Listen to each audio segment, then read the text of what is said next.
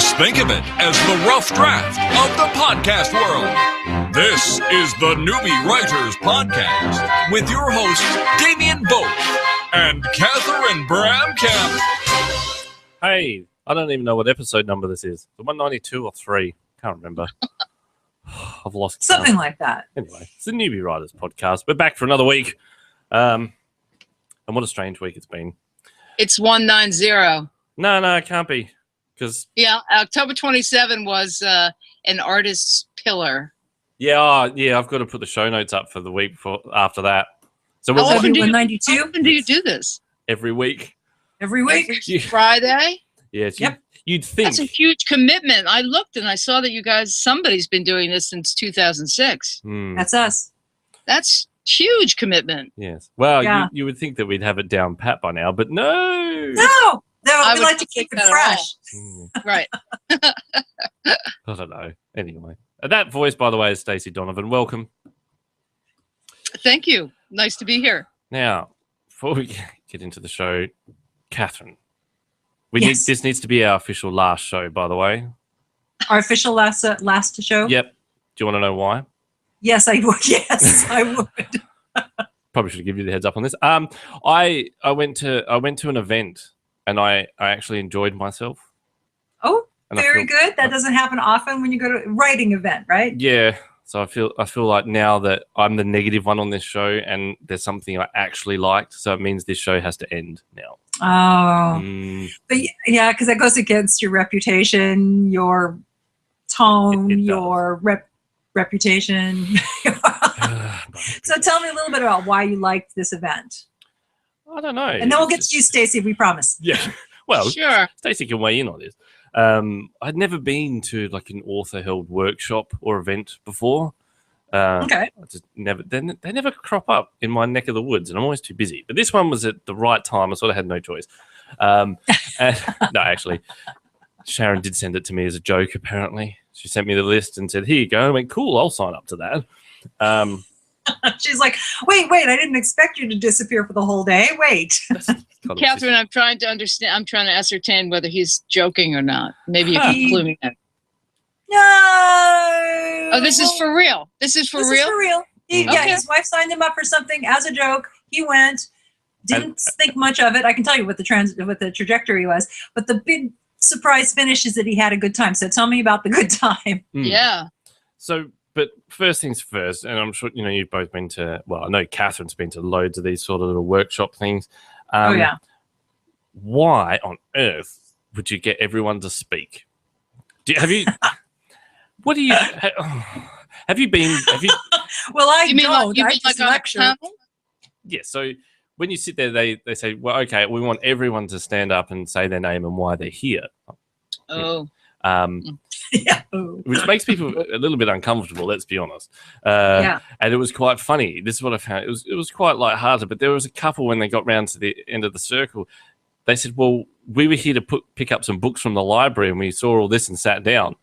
That works. Well, that's one way of getting people in. But yeah, I just thought at the next author event, don't do that. Because writers by their nature are quite sort of introverts, so they don't really want to stand up and go, "Hi, I write for a living." Yeah. I don't know. Have you been to any of those that they make you stand up? And what do you say? Like Catherine, in your case, what do you say? Well, I usually, just get up and I'm very short. So I just say, hi, I'm a published author. I'm working on my 15th book.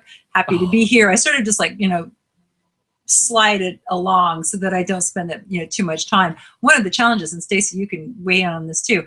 One of the challenges is if you have somebody who is very loquacious and wants to promote a book or promote a project, and you can't get them to shut up. So if I'm running the program, I tend to be very circumspect about asking for audience participation right at the get-go. Mm-hmm, mm-hmm. Yes, that makes sense. But there is always that one. Yeah, of course. Yeah, there is always that one. Always You have to, that tamp them down. Well, Yeah. That's great. this Moving is right the along. thing, though. Don't you become self-conscious when, if you've got an author who's it's hard for them as well, public speaking. No one really likes to do it. That's not true. Well, I know I don't like doing it. I love doing it. It's hard to get. I love doing it too, Catherine. I love it too. You guys are weirdos. I'm a total ham. Mm-hmm. Yeah. But It's like, oh, I'm so happy to see all of you here. Hi. Oh, yeah, I'm all over it. yeah, but okay, think of this though. The person that's in front of you at the course you're at, or the workshop you're at, does this. Mhm. And they've only, say, had 2 or 3 books published. And you stand up, Catherine, and say, well, I'm a published author. I got 15 books out. I was like, really? Why aren't you up there? I don't know. Sometimes that does happen. I usually try to gauge that and not. I don't go there. I just see who the author is. I try to talk with authors who are like, hi, I'm like we're going to have Meg Clayton on in a couple of weeks, and hi, I'm a best-selling author, and here I am, and I'm fabulous, and and I'm thinking, good, you know more than I do, so what can I learn? I really try to go for events where I can learn something. So I want people around me to be a whole lot more successful so I can learn from them. No, it was interesting. I did enjoy myself. And if we're going to try and pick a negative, it has nothing to do with the event, but really the library needs to learn how to use a projector. You would be very sensitive about that too. I was in my work gear, so I had the logos and everything, and I'm sitting there like with my arms crossed going, not my problem, not my problem. Anyway. What was the subject of the event, Damien? Interestingly enough, it was called How to Have Fun Researching Your Novel, which And was it fun? Well, it was, but I also just thought the other title of that could be How to Have Fun Not Actually Doing Your Novel, which is what we, discovered. And it was there was a question that was thrown out was, have you ever interviewed anyone that's done anything strange? And I'm thinking, take your pick. Exactly. Yes, exactly. Yeah. We go for that. It's like, that's the fun part about this show. Not that, Stacey, that you're strange, but we do bring out some interesting stuff in our guests. No, I think I've got the weird covered, but that's fine. Well, it'd be very boring if everybody was sort of doing the normal kind of thing, right? Yeah, I agree. Well, and let's, back to our guest. What we find is so many authors are writing from interesting spaces, and that's informing their work. And so we get some really interesting stories. So I wanted to, one of the reasons we wanted to have you on is that you have 6 books published, both fiction and nonfiction. And I wanted to talk about both. You've got a current fiction book, Dive, but I also was interested in your nonfiction works, and I'd like to start with that a little bit about about those missives that you've created. Can you tell us a little bit about your nonfiction oeuvre? Well, sure. Hang on, just quickly on the research thing. Did you have to research much for your book called Sex in the Hamptons? Well, in fact, I did. Oh, well, that's fine. Carry on. I had to research it not online or at the library. I had to research it in other ways. Yeah. Right. Anyway. Well, they say write what you know, so. Yeah. But no question. Interesting Google searches, wouldn't it, though? If you needed a bit of extra thing. Well, I'm glad that you unearthed that, because that's one of the titles that I'm, we live in this world where now you can publish anything you want at any time at all. So that was already published, but now I'm going to take it out and publish it on its own. Oh, okay. Hamptons. Actually, that was the most fun part of doing. I'm not answering your question right now, Catherine. That's because okay. He's speaking of the series, The Red Shoe Diaries, and they asked us, Barnes & Noble actually asked the publisher, would we add another 50 pages to each of the books? There were 4 books in the series. And if we agreed to add another 50 pages, then they would put it on the shelf. So the publisher said, well, what do you think? And we said, what are you kidding? So we turned ourselves into characters. And we, when fiction can be wish fulfillment, that's exactly what we did. I mean, I became the opposite of the character who I really am in life. She became the opposite of the character who she really was in life. And we just had a blast rolling that out. How fun. It was great. The Red Shoe Diaries, that was also like an HBO series, wasn't it? It was a Showtime series, actually. Showtime. There we go. Because I've saw a couple of episodes, and so you were part of the actual creators of that with the books, right?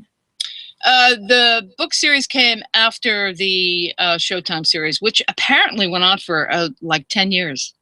No way, really? It was like Sunday night, 10 o'clock. The production values were beautiful. It was very soft. Like, what are you going to do at 10 o'clock on Sunday night kind of thing? Sleep. It was kind of, if you ran out of things to do, we have an idea for you. Watch this first. Exactly. Right. So then 10 years later, we had the opportunity because my co-author had worked on the show with Zalman King, who was the creator of the series. So we just took it and ran with it. It was really fun. How fun. Yeah, it was fun. That'd be, yeah.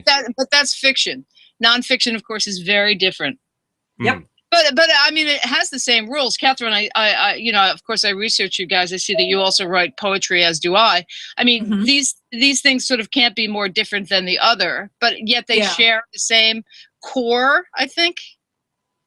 Yeah, I think and it's a different way for me. It's a different way to be creative, and then the nonfiction is a different way to you pretty much be bossy and tell people what to do, just like what I do on the show. Yeah. Depending on what the title is. Yes. Yes. I could just picture though so with your partner, get in the room. Like, what for? Research. Well, I'm thinking that Damien has a whole other thing on his mind. He's thinking, well, if they were fiction, how about they become nonfiction and they do workshops? Yeah, that'd be all right. Right? That wouldn't be so bad. They wouldn't get up and introduce each other, that's for sure. No, they would not.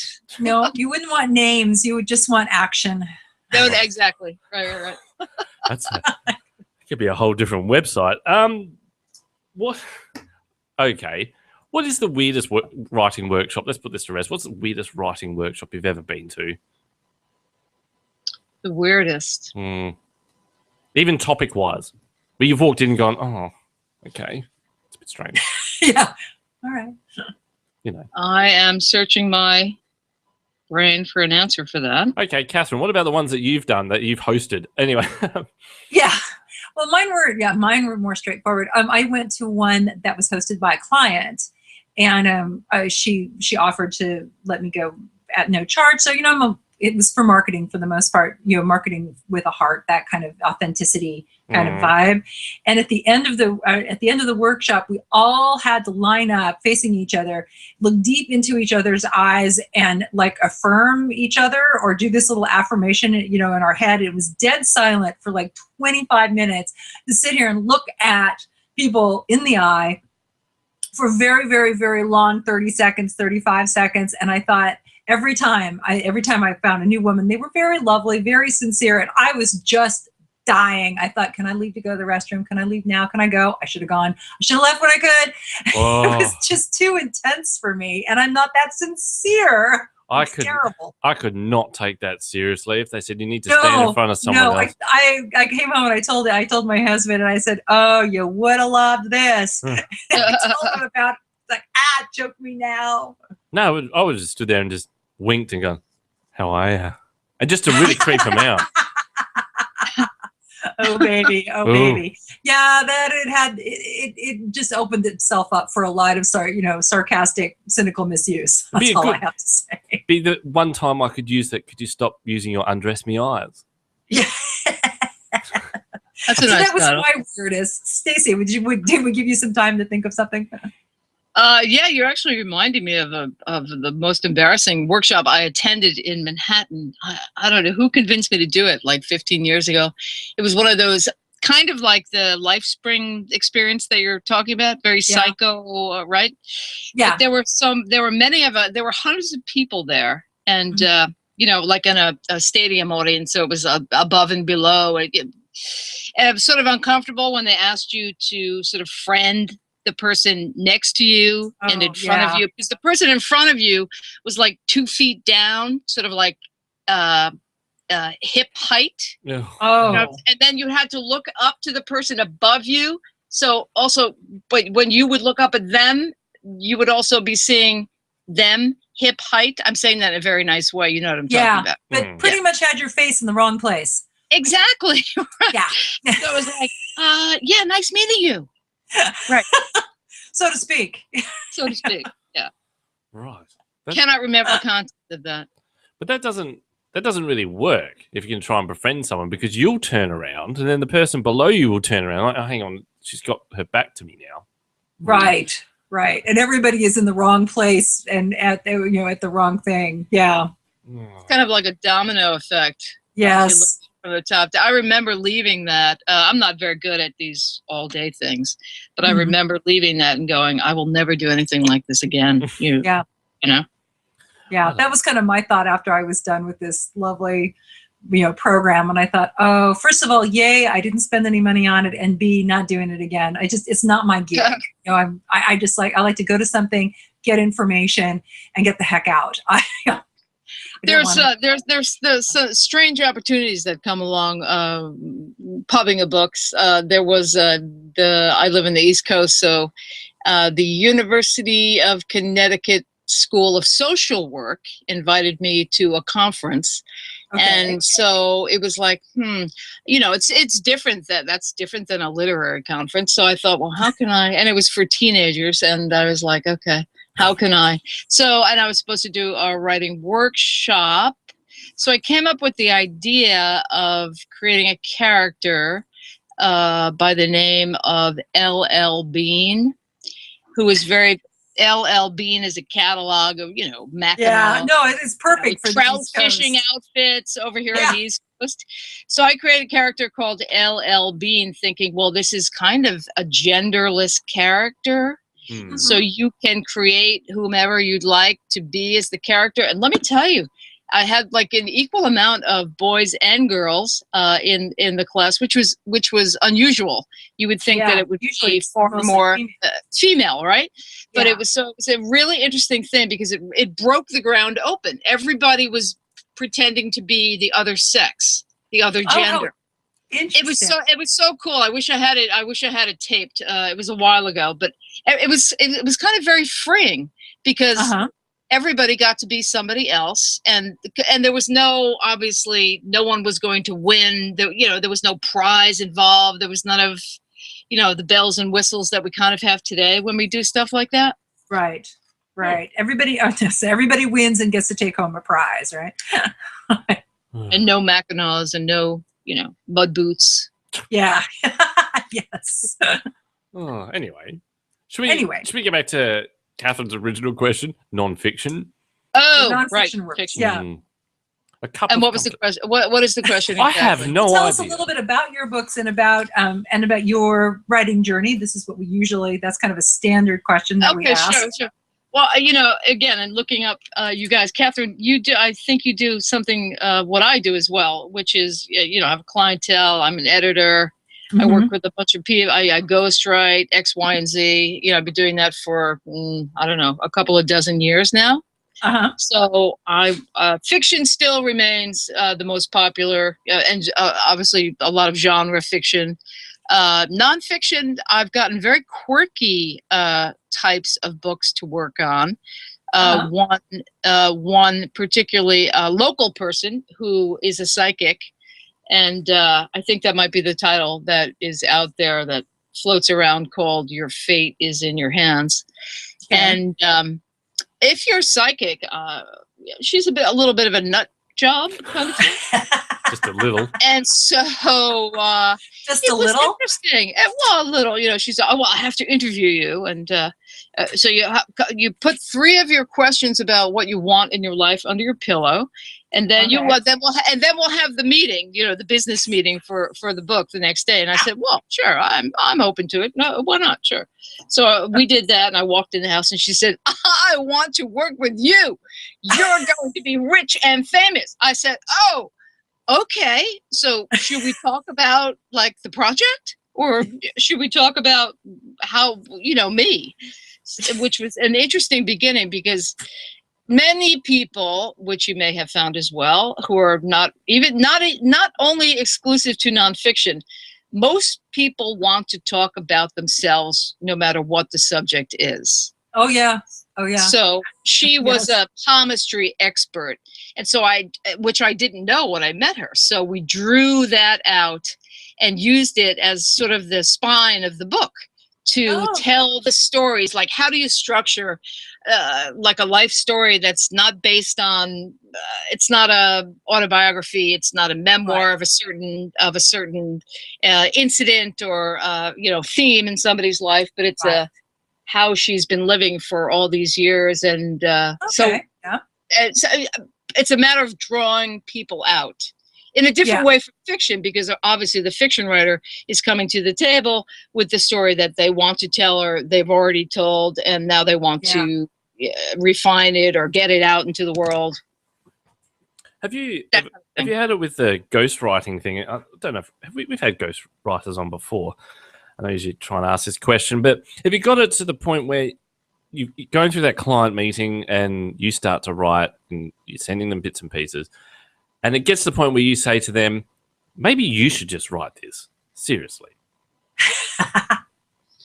Actually, I've never written a book where there has not been something written by the other person who wants to go to the next level with it. So what? See, I don't really know. I mean, from your point of view as a ghostwriter, do you feel a little bit like, hey, I put my blood, sweat, and tears into this, but their names on it? No, I don't feel that way at all. I know a lot of people do. Supposedly, this is how it looks at the out in the world. The ghostwriter purportedly makes more money because their name is hidden in the background. Mm-hmm. And that's as it should be. They get no credit. But there are a variety of ways of creating a deal about that sort of thing. It's not always that way. But sometimes it's less money. If I had an outline and I sent it to you and said, I'd like you to ghostwrite this, I would feel like a bit of a fraud too, because it's like, well, here's my book. Probably should read it, find out what's in it. Well, it really depends on the subject. A lot of people who have their books ghostwritten are professionals in other areas in their lives. I've worked with a lot of doctors, psychiatrists, lawyers, especially actually more psychological people, who I found a lot more interesting, sorry to say, than lawyers. But there are those, and they have that expertise in something else, and they're coming to a writer because they know that they're not the writer. So but then those can be really fun and really fulfilling to help somebody get where they want to go, because they know they can't get there otherwise. So, but why would they need to write a book then? What would be the drive for them if they were a successful doctor and they said, well, I'm going to write a book now. Oh, but I don't have time to do that. I'll get someone else to do it.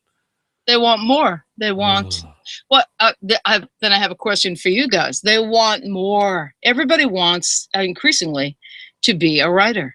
Everybody wants a book. Yep. I still don't really understand it myself, but it is all over the place.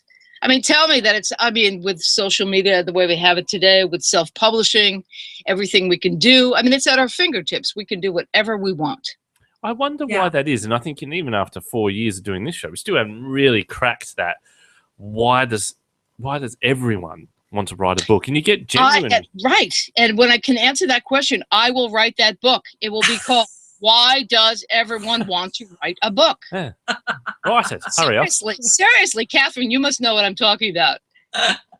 Well, I do. There's a lot of nonfiction coaches, and I work with both fiction and nonfiction writers like you do. And what it is that a book conveys and what's the word I want? It gives a person immediate authority. It gives, if you have, quote, written the book about, and then fill it in, finance, palm reading, whatever it is, suddenly you are the expert. And then you take that expertise and you leverage it back out again into whatever your business expertise is. And so now you can go to the local Rotary Club and say, I want to tell you all about, dental hygiene.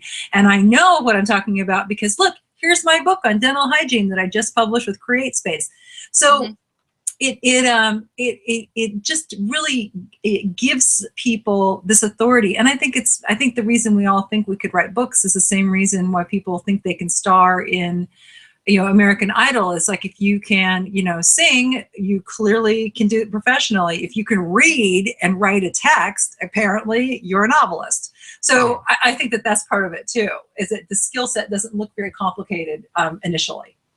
Right. And especially today, given the examples that you just used, we're living in this celebrity culture. We all apparently want to be famous, whatever that means, right? We want to be famous. I mean, there's a lot to be said for an expert, say, in stem cell research, who has a particular take on that, who's going to a conference 6 months from now, who really wants to have 20,000 books that he can distribute to. And that makes a lot of sense to go in that direction, because the person does actually have an expertise. And that person is doing something quite smart, because it will take 18 months in traditional publishing to get that thing out there. He's got a conference in 6 months. Let's do this now in 3. Let's wrap it up. He's got to distribute, he's got it in the back of his car. He's going to make back the money that he's put out, and more so. Yeah. And it's a follow through. We call it, back of the room selling. And sometimes, and I'm really honest with some of my clients, it's like, what we're going to create is a very expensive yet durable business card. And that's what your book is going to be. Oh, that's nice. That's a great way to put it. A lot of people. No one throws out the book. And so they have it on their shelf at the office. They need the financial and they need they need somebody with financial expertise. They look up, someone wrote the book. I remember meeting her. Here's her signed book. I will give her a call. That is what realistically a professional can use a book to do. But then fiction is a whole different. That's ballgame. A whole other thing. Yeah. Everybody thinks. Back to that question, Damien. Like, everybody thinks that they have. Everybody has a story, but that doesn't mean that it's going to make a good book. Or that they have the ability to actually do it. That's what I mean. Yeah, that's a good way to put it. We have stories, but not necessarily a book. That's kind of like, okay, here's my favorite. Oh, wow, you're a writer. I have a really interesting life. I should write a book. Do you get this? I get backed into corners. The good news, I'm a professional coach. And so I say, God, that's right. We could work together, and here's my card, and here's how much I charge an hour. And they go away. Yes, they go. Most of them go away. Yes. Right. We don't. It's a relief. Then there are the ones who come forward, but at parties, what do you do? And I say, oh, I'm a writer. Oh, you're a writer. Well, I have the most amazing story. And this is my favorite. If I only had time to write it. Oh, yeah. Right? If I only had the time.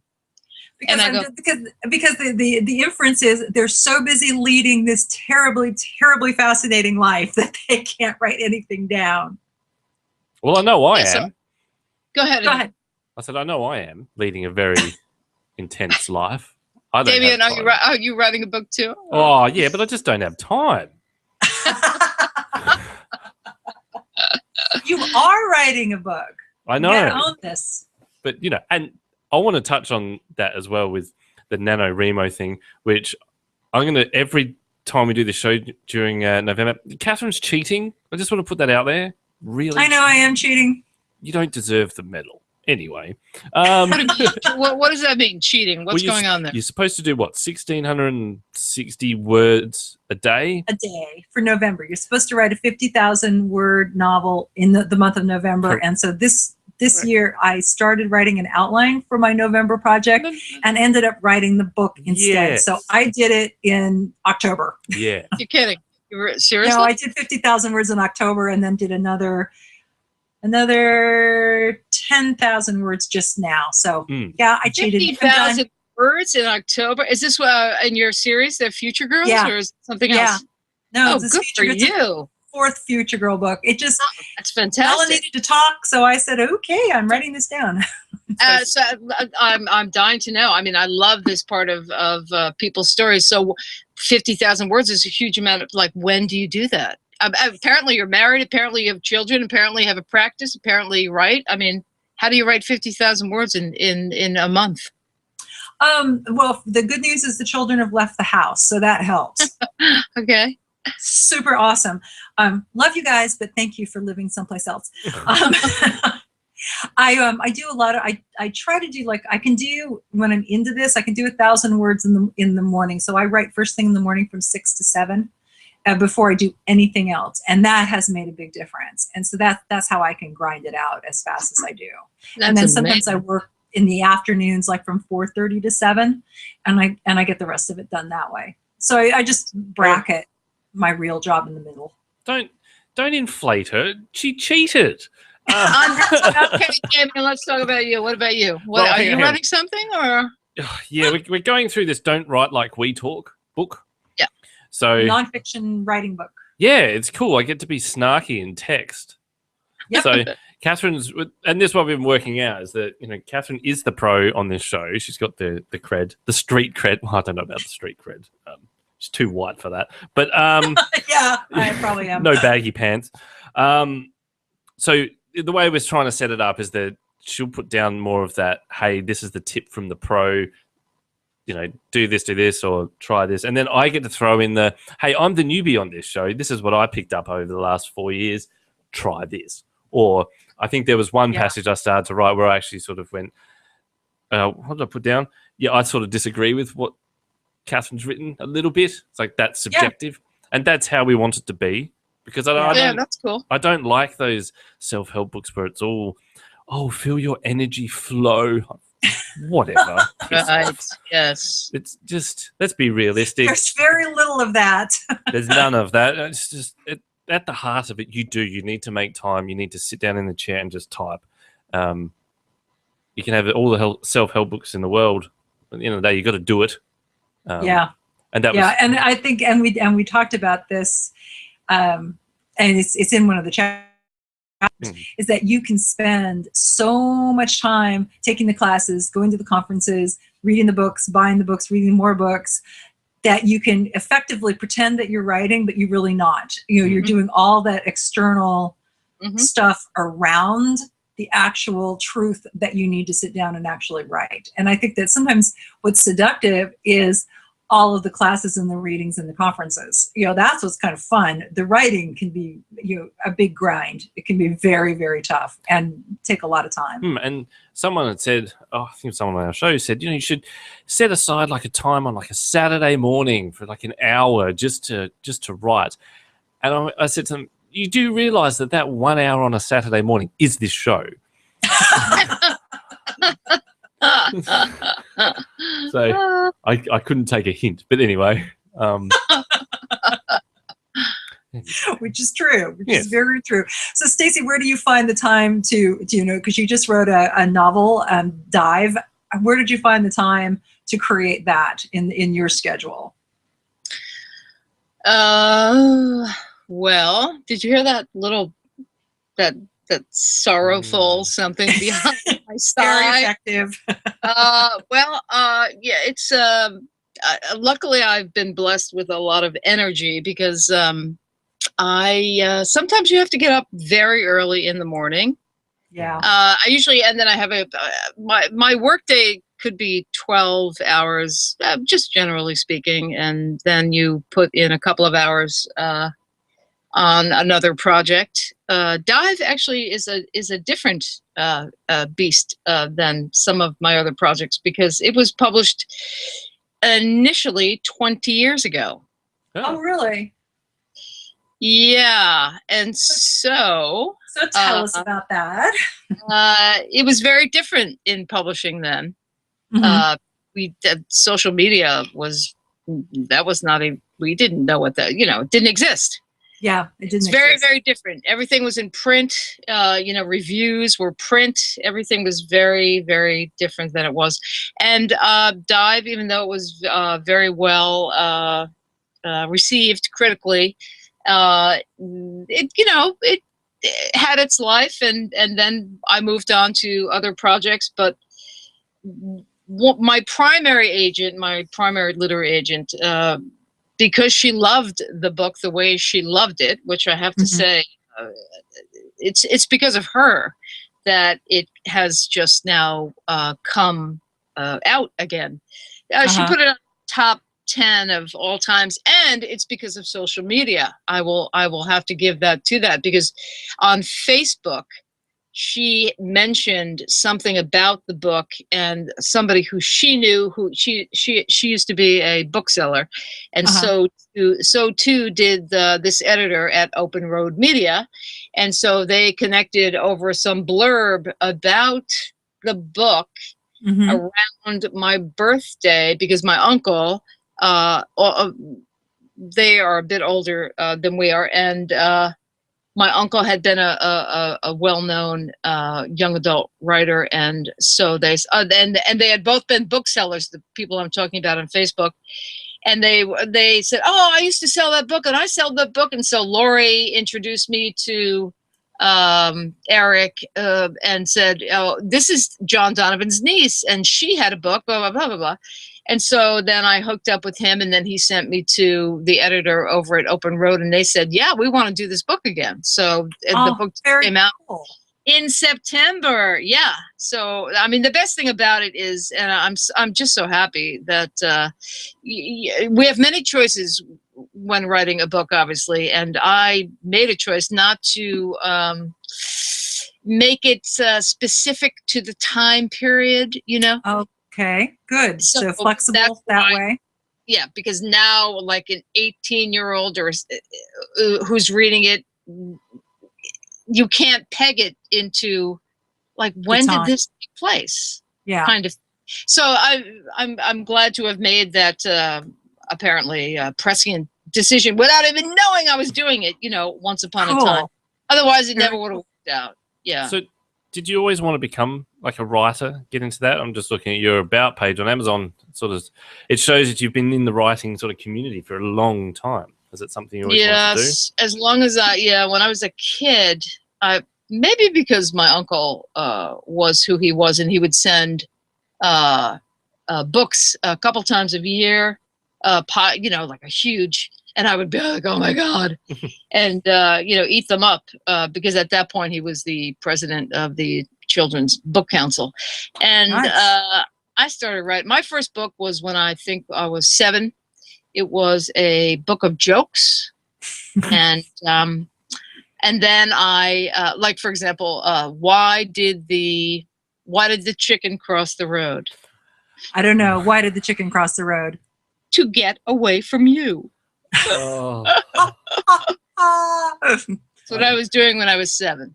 Mm-hmm. Hey, we were all doing that when we were 7. Right. So then I don't know. Then I started writing picture books for kids, and I don't know. I started sending them out, and I started getting rejected. You know, I'm one of those people who probably has a room full of the wallpaper on the room could be rejections from, and so I'm very used to that kind of send it out, get rejected, send it out, and you know, do it again, do it again, do it again. Mm-hmm. If I was not going to be Roger Tory Peterson of Audubon, the naturalist, if I was not going to be he, then I was going to be me, and I was going to write a book.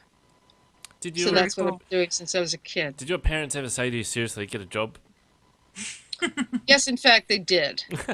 Even though my father, with his 2 PhDs, wanted to be a writer, if we moved down the line, when he was, just tell you a little secret, when he was dying, I stole his first novel and discovered that, oh my God, he had no talent. But I learned that he had been in love, and that was shocking. Because the relationship that my Irish Catholic parents had with each other was very different from what I found in that book. So that was really something. That was really something. And my uncle, the one that I'm mentioning, John Donovan, his only brother, was in fact a very successful novelist and playwright and copyright lawyer, and again, the president of the Children's Book Council. So what did different lives. Very different lives. What did they want you to do as a profession? Was there a push going, you should get into medicine, you know?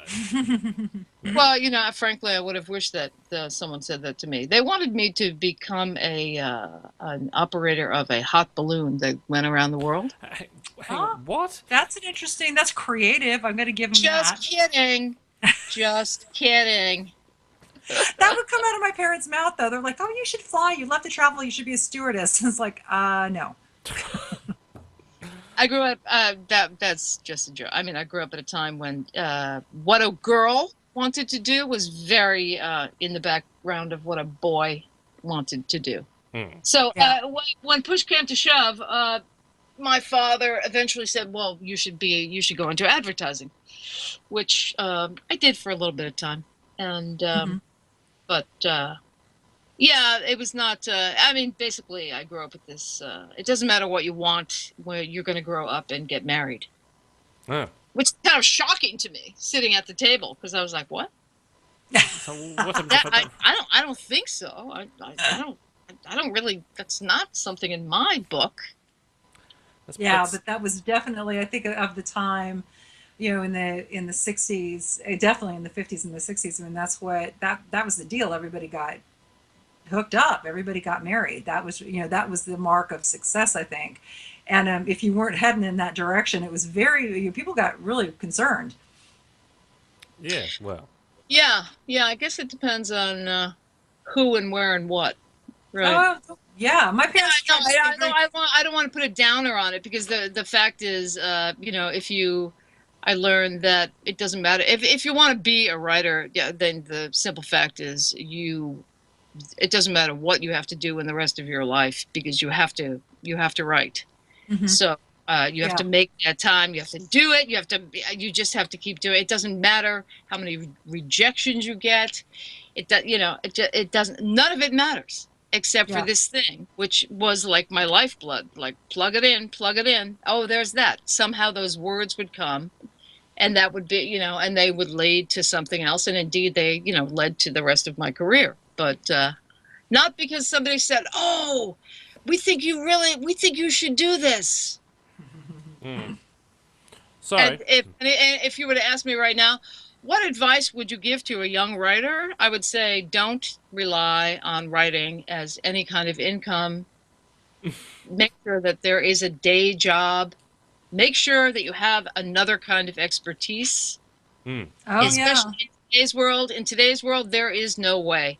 Doing social media right now with Dive is fascinating, because I learned there's so many opportunities, yes, and it's so great to meet new people and to be able to talk this way. But the bottom line is, I'm just another wave in the ocean.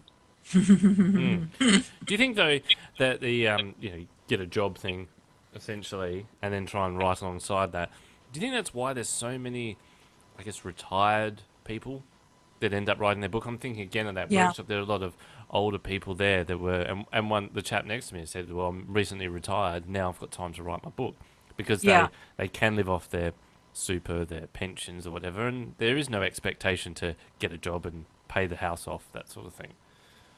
So it gives them that time. Yeah, I think so.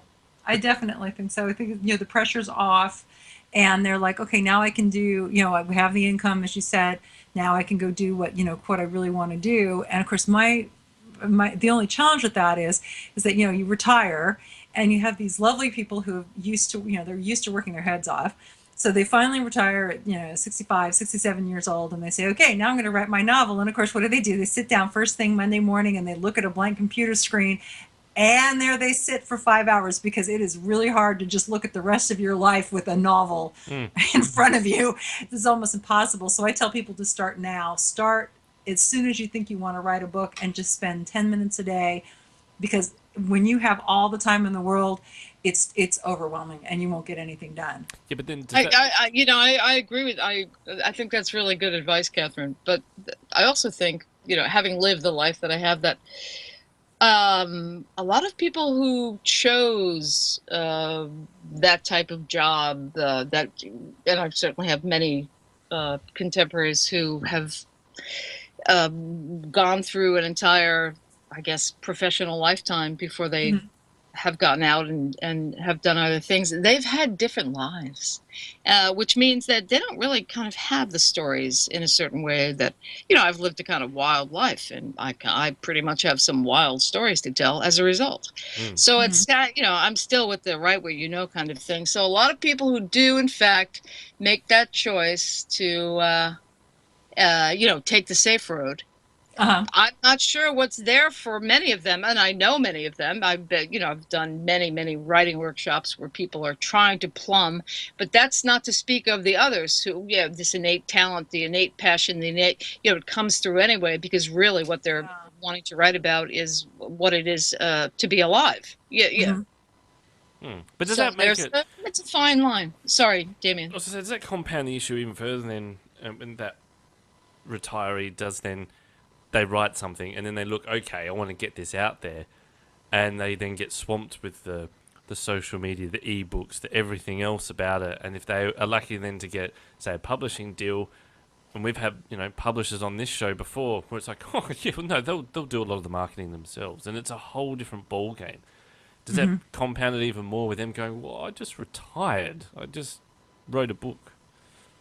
I mean, what can they do? I think it just goes round and round, really. Yeah, I think it does go round and round. Anyway, now are you saying that retirees are they're done with working? Is that what you're saying? They want to write the book, but they don't want to. A little bit, but then it's daunting because of then it's a whole. It's that unknown of like I think of my mother, who has enough trouble using a mobile phone. She actually asked for one with buttons the other day, and I'm like, my God, right?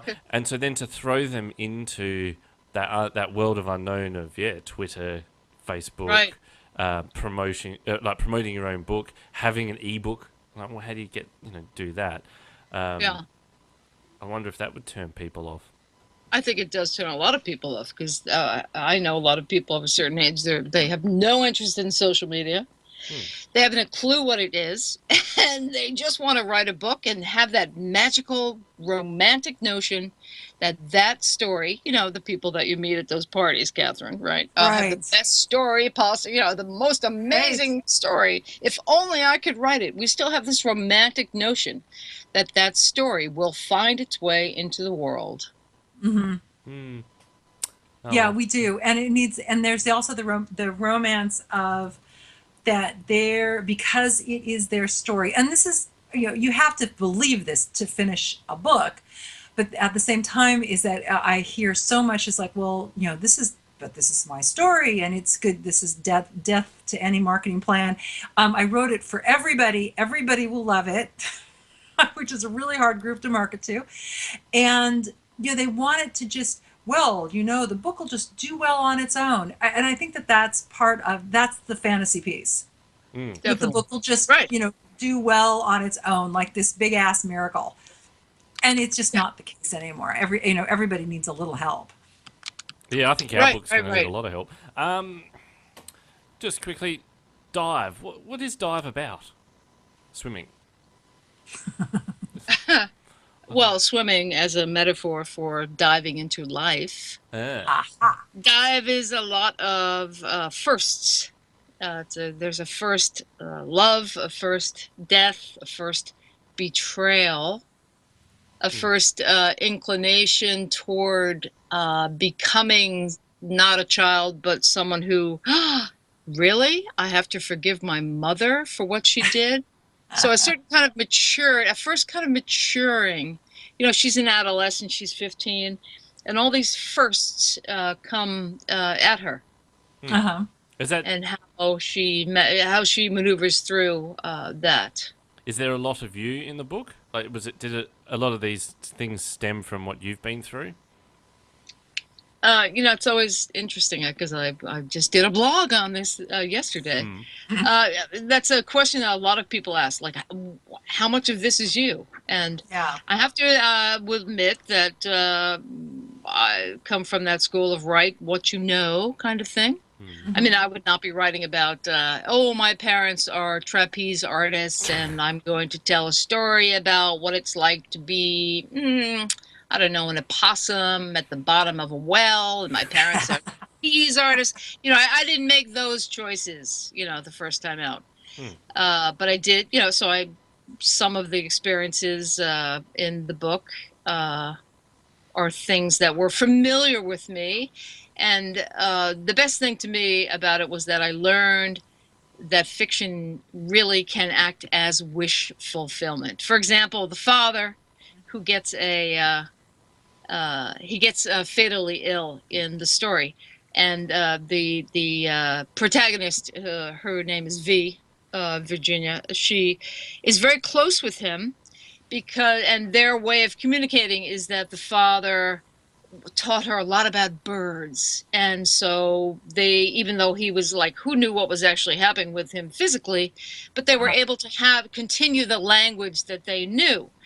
In my real life, my father did not teach me anything about birds. I taught myself about birds because I love birds. But in reality, my father did have a fatal illness. So in the fiction of it, I created like a place where I found connection to this person, and I found sort of how I wished it would have been, but at least I could write it and it could be that way.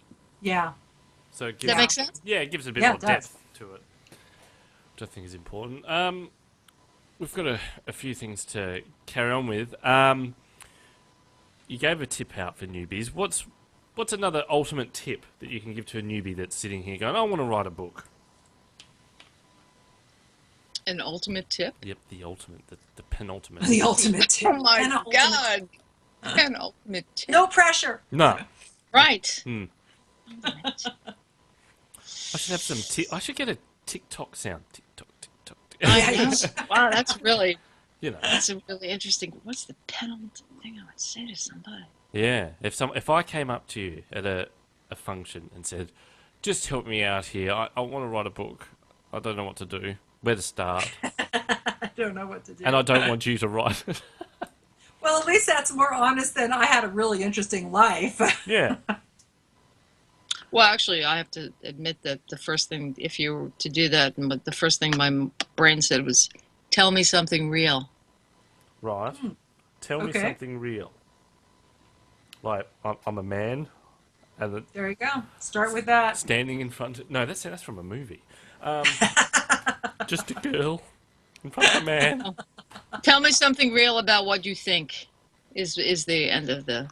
Yeah, tell me something real about what you think. Tell me what you think. There you go. Well, that can be the tip. Now, where can people find all of your stuff on the internet and around the place? Well, they have to come over. What? They can't just email you? God. No, they have to come over. I live in the middle of nowhere. No one will ever find their way here. So there will be no possibility that anyone... No, I'm all over the internet, of course. I was going to say, it sounded like you were going to say, and then if you do, I may dump you out the back somewhere. I don't write those books, but, maybe later on. One day. No, I'm all over the internet. And Open Road Media is the publisher for Dive in this round. And if you find me, Google me. I've written many other things, art reviews and design stuff, and as Catherine has said, nonfiction stuff. So and by the way, just to caveat, there is a retired porn star by the name of Stacey Donovan. That is not me. Oh. And so if you put in Stacey Donovan writer as opposed to Stacey Donovan porn star, you will differentiate us just like that. Yeah. Good tip. I put in Stacey Donovan author because, yes, I have been caught before where we had another guest and I was following and they were an author as well. It turned out to be completely the wrong person. But, I hate that. I hate interviewing completely the wrong person on our show. Yeah, right. No, well, a quarter beforehand. Totally bad. Catherine sent me the show notes, and I'm going, hang on, this book isn't on this person's website. Right. Oh, hang on. So I could look up the book, and I'm like, oh, different person. Different book, different person, different author. Details. That's why there's two of us. That would be really awkward, wouldn't it, if you were on the show like, Stacey, tell me about your adult film career. What? Exactly. I'd be like, well, look in the red shoes. At least I have an answer for that. Yeah, look in the red you do. shoes. It's better than most of us. See, that's probably not helping your cause at all either. Because, right. if that's going to come up and then your book, Sex in the Hamptons, comes up, it's like, oh, see, it's the same person. Anyway. God. Well, feel free to stick around for our word of the week and prompt and that sort of thing. Should we do a prompt, Catherine? Want to start with the prompt? Sure. So here's the prompt. Are you still recovering from Halloween? Are you regretting those Facebook posts? How does your main character celebrate the Day of the Dead or Halloween? Do they decorate the house? Did they give out candy dressed up? Or do they hide in the back of the house and wish it would all disappear? How do those actions or reactions to a holiday, particularly in the US, define your character? So if you're having a problem with your character, or if you're in the working on your Write More project, how does your character react to holidays? Right. Well, on that, because it was Halloween last weekend, wasn't it? Yeah. How many people did you get come to the door? Well, okay, I was in Nevada City, where my other house is, and there's a huge Halloween celebration downtown in the small town. And so I went down to a friend's house, and we have so many trick-or-treaters that they don't come to the door. We just stand at the gate and hand out candy. So there were probably anywhere from 1,000 to 2,000 kids. Okay, cool. We had 12. I have confidence in Australia that you guys will pick this really bad holiday up and run with it. Yeah. So we had 12, but it was 4 knocks on the door at 3 kids each. So. Oh. You know. What were they dressed up as? I don't know. I refused to answer the door. That was Sharon's job. So your character would be hiding in the back. No, I was having dinner. I was sitting there going, and the doorbell would ring, and I'm like, Sharon, that's your problem, not mine. She was dressed as a witch. Well, are you a jolly holly person? Yeah, well, she was dressed as a witch. Julian, on the other hand, my God. He was dressed as Darth Vader with the Scary Movie mask on. Oh, fun. So, yeah. No. Did he go out in the neighborhood, or did he just want to dress up? He just wanted to dress up. And greet people at the door. That's the start. Scare the shit out of them. I don't know. Yes, didn't get into it. So yes, we had 12. Thanks to those 12 that arrived. Shout out to the 12 kids. Yeah. Let's do a tortured sentence. Next time, don't put the wrong emphasis on the right syllable. Tortured sentences. That was audio from one of Stacey's last workshops where she was bailed up in the corner. I don't know if she's still there. No, she's gone. Damn it! She hung up in disgust. That's fine. Anyway, this tortured sentence. Where'd this come from? This is courtesy of my current class and courtesy of Jonathan Swift, who manages to engender all sorts of really bizarre and twisted ways of thinking. Right. Well, it says the Protestant English versus the Irish. Oh, this is tricky business. Catholics were the English... Yeah, the Irish Catholic. It got weird. Hang on. Let's edit this properly. The Protestant English versus the Irish Catholics were the English were always served privileges not granted to the Irish. Ireland rebelled against such conditions which made them prone to famines. No.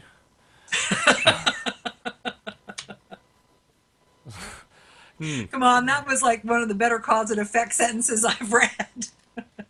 Because the leaders, the Irish leaders, are all getting together going, you know what, we're due for a famine. Yeah, exactly. So I think we need to rebel. Those bloody Protestants, let's rise up, and because I'm full and I want to be hungry again. Right. What a load of crap. Now, I've also got something else, courtesy of a listener, courtesy of Monica. Thank you for sending this through. Also, it's a little bit passive-aggressive because it was sent to me saying, I think you'll get the kick out of this. And the title was Drunk Settlers to Blame for Aussie Accent. Oh my gosh, we've read this. Oh, do share. So, it's Huffington Post. Now, it's poorly written, actually. Doesn't really... I just didn't like the way it was written. Just crap. I agree. I read it too, and I thought, wait a minute. But hey, it's interesting. Sort of. Sort of. But yeah, scientists have long known that the modern Australian accent developed from a combination of European settlers, and see, this is where it happened from, and Aborigines pronunciations. No, it's Aboriginal. It's the term use. But there's a new theory claims the accent may also have boozy origins. And so Dean Frenkel from the Victorian University, he wrote a piece saying that the Australian accent was heavily influenced by drunken slurs. There's been a bit of backlash from Queensland and whatever. Like, just fight amongst yourselves, not really my problem. But I'll put the link up that goes through and talks about how the someone said there's no evidence that alcohol consumption has any long-term effect on one's own language. I'm not Well, really I sure. hope not. Not really sure about that. I have bumped into some people who I thought, yeah, maybe you should have stopped drinking a while ago. Well, yes, but I think that necessarily can explain an accent. So I think that it's a wonderful little thing to say, but really, I don't think there's a whole lot of science behind it. And I think Monica's in New York, and I like the fact that this article has a dig at them at the end. So, get a point back. It says, they say New Yorkers have nasal voices because they have to cut through the noise of the traffic. Oh, please, really? Let's go back to the writing conference you went to about research. Like, do it. Yeah, and here's the other bit. The original joke for Australia was we speak in a slurred and closed-lip way to keep the flies out of our mouths. Yeah, great. That'd be true. No, I don't know. Flies are annoying, but, not enough for me Don't to... think they're affecting your speech patterns. Yes, they are. Because I can... happens all the time. I'll be having a conversation with someone, then all of a sudden it's like, bloody flies. Sorry, carry on. Anyway. God. Let's do a word of the week. Now, this word of the week came from A Word a Day with Annie Garg, and it is Uberus. It's not a taxi company. Yeah, that does sound like a taxi company, doesn't it? But Uberus is abundant and fruitful. Maybe it is that taxi company. Mm. The only bit you need to add to that is legal obligations. Illegal, abundant, and fruitful. Because we do have that taxi company here, and they are hauled in front of the courts every week lately. Yeah, there's a rather large uproar in San Francisco with that taxi company. Yes. Something about them not having taxi licenses, but anyway. Something about that. Not getting livable wage. That's what we're all about over here. Of course. It's because you're spending it all on candy. Yeah, to give to small children. So now, I didn't get a chance to ask Stacey if there was anyone she wanted to give a shout out to, but that's fine. Yeah, but she did pretty well. She was a good guest. Yes. So is there anyone you want to say hi to this week? All 2,000 little people who came by and got candy from us. Halloween was awesome. So shout out to Halloween in Nevada City, California. It was wonderful. I haven't been to a party at an event like that since my college days. Oh. So it was really nice. Don't try and just, make it sound amazing, because I'm on the way other end of going, yeah, whatever. Next week it'll be 5,000. It's a really good holiday here. I really like it. God. But no, I'll give a shout out to all those people that were at that author event. It was good. It was good to chat to others about how other people get into writing and why they decide to go to these things. And I think Carla did a tremendous job, because that would be hard. I think you should check out her books, actually. Carla Caruso is her name. I don't have the books on hand because I'm completely disorganised. But, yeah, it was just interesting, I think, to see someone, stepping out and wearing the heart on the sleeve and saying, this is how I did it and you should try it too. That's very cool. And I just remember something. I'm speaking to the Redwood Writers group on Sunday. So I'm actually at a speaking gig and I'm talking about point of view. So I am doing something. Oh, good. So which point Thank of view? Goodness. Which point of view are you taking? I'll tell you, my favorite is third person unreliable. That's my favorite. Third person. Anyway. Third person unreliable, not his real name. So we talked. That was part of this workshop, was talking about primary sources for information, secondary sources. Where does Wikipedia fit into that? It's like a third source. Actually, Wikipedia is, I know this because I teach and I beat the Wikipedia drum. Like, please don't reference this as your first primary reference. But Wikipedia has improved in in facts, in dependability. It's great as your first run at something. And if you just need to do like, okay, I just need to know this, like this surface kinds of information, and then you have to just start linking. And you got to link in 2 or 3 research moments, 2 or 3 levels in before you can start really quoting that in a legitimate paper or in a college paper. Well, here's a test. If anyone is really, really bored, there's enough information throughout this show, and if you've been listening for a while, can someone create Catherine Bramcamp's Wikipedia page? And then we'll look at it and see how close you were. Go for it, because I haven't done it myself. No, that's just... Oh, God, how big must one's ego be to go, oh, I've got my own Wikipedia page. But... I am that important. Yeah. Ta-da! So you can pull the photo off the website and then, go on. I'd love for someone to pull that together and we can say, yeah, wow, that was actually pretty close. That's creepy. Well, we're busy working on our book, Don't Write Like We Talk, so we've got that project to do first rather than putting up Wikipedia posts. Yeah, of course. I'm not going to... No, Wikipedia. Anyway, that'll do it, I think. Who have we got on next week? Next week, we've got an author, Lisa Acerbo, and her book is called No Trouble at All. She was with me when I did a Facebook party and was she shares a publisher with me. And I thought, let's have her on because she was so cooperative and so helpful when I launched out and did this Facebook event. So I wanted to return the favor. Awesome. Well, yeah. Till next week. We'll see you then. See you then. Your book starts here on the Newbie Writers Podcast.